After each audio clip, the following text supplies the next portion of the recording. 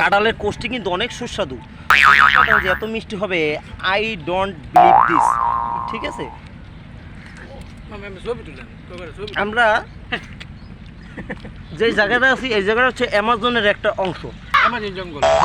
যদিও অ্যামাজন এটার ধারের কাছে নাই, তারপর অ্যামাজনটা আমার মনে হয় ভৌতিকভাবে এই জায়গায় কোনো একটা শাখা পৌঁছেছে।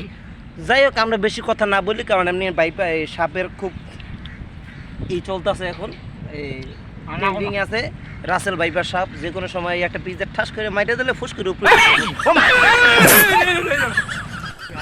গাইস, আমাদের চুরির কাঁঠাল শেষ পর্যায়ে খেতে খেতে তার অন্য কোষগুলো কোষগুলো শেষ হয়ে গেছে। এখন আমরা পেট সবার খুব ভরে গেছে।